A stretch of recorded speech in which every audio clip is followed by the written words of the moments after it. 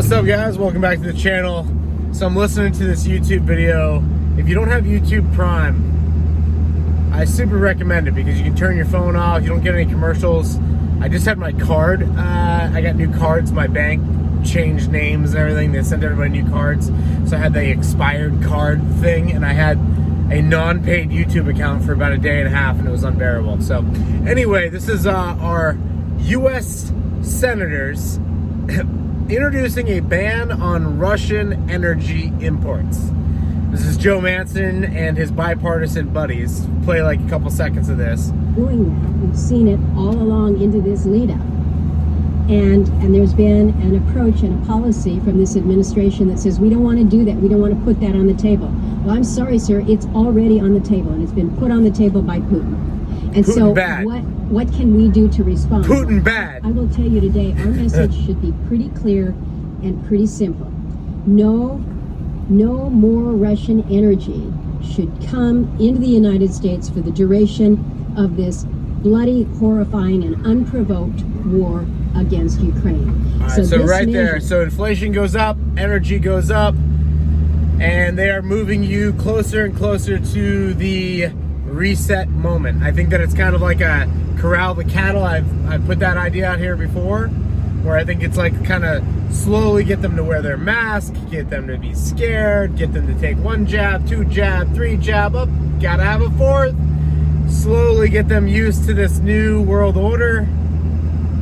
Raise energy prices to a point, raise used car prices, raise home prices, get all prices to rise, and get the people right where they need them to be, so that when they switch it, they get extremely desperate and will accept all new terms. I think that it's going to be like a all at once thing. It's kind of like the Hemingway quote, "How did I go bankrupt?" Slowly at first, and then all at once. I think that we're approaching like an all at once moment, but this whole Putin bad, he invades Ukraine unprovoked, is complete gaslighting by the mainstream media and the political elites. This has been an ongoing issue. There's YouTube videos going back 7 years with Russia sending rockets into Ukraine 7 years ago. So this has been an ongoing issue.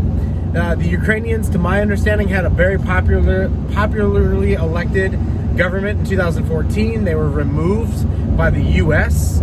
So the U.S. elites removed them. There was this issue with Hunter Biden and Trump and the impeachment process, because essentially Ukraine has been an area for Westerners to launder money and get away with all sorts of illegal activity. Putin was very clear a couple weeks ago that he doesn't want these biolabs on his borders. So I think he's already taken out like 8 of them, which is alarming. Like, they have these biological weapons labs. Like, just the fact that they exist in general is like, what? And obviously, I've covered this at length, but I'm super bullish on Russia in general, because it's a country with no national debt. And they've got they have national debt for the sake of like having a couple treasury bonds. Like, they don't really have a national debt. They've got a ton of gold, second largest holder of gold in the world, we think. And they produce the second largest country of energy in the world, or at least an exporter of energy.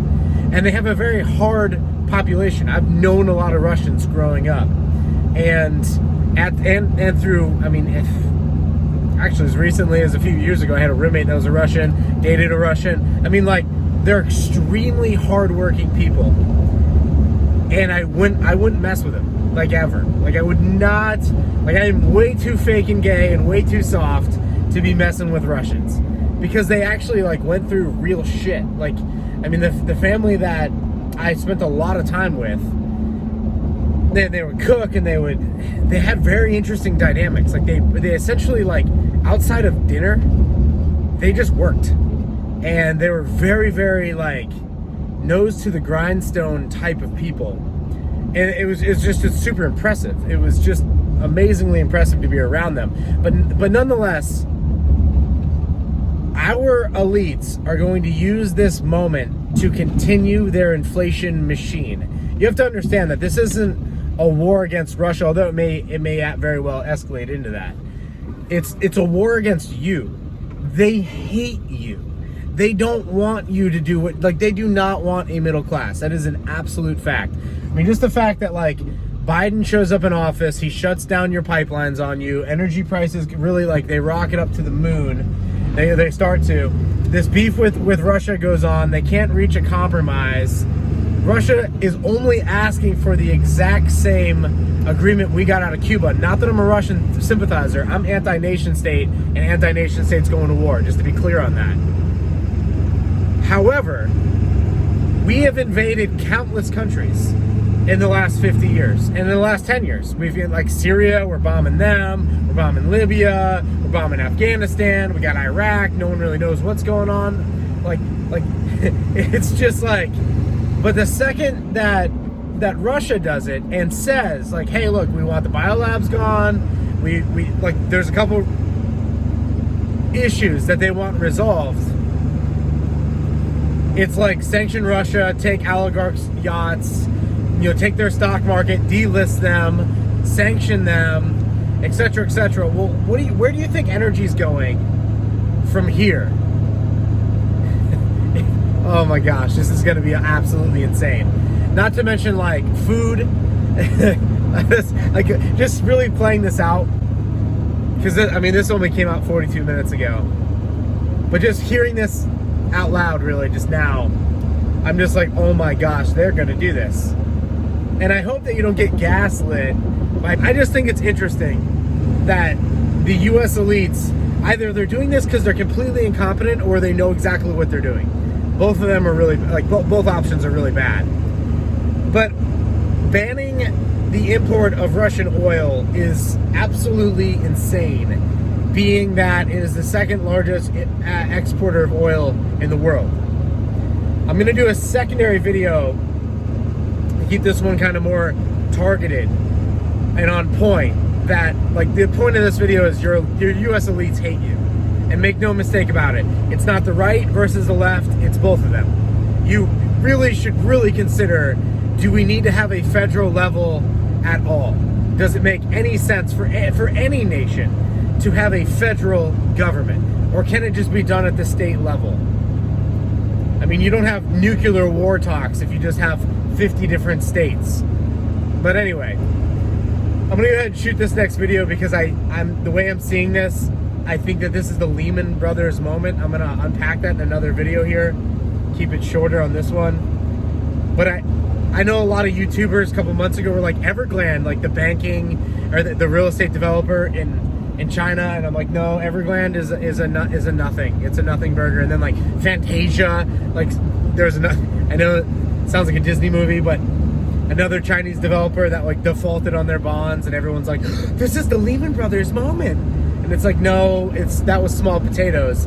The Lehman Brothers moment's going to be something bigger. And you want your Lehman Brothers moment, like that starts off your daisy chain of defaults. Sanction like a number 7 economy that's the second largest producer of energy in the world. And don't allow them to have access to their banks or their accounts or any of their assets. That's your Lehman Brothers moment. I don't know if you can call it a black swan, but I'm going to unpack it in another video. And, you know, be sure to check that out. Get all these guys posted up this evening. And I will see you guys down below in the comments. Thank you for the likes. Thank you for those comments. And thank you for sending these videos to somebody that may gain some value from it.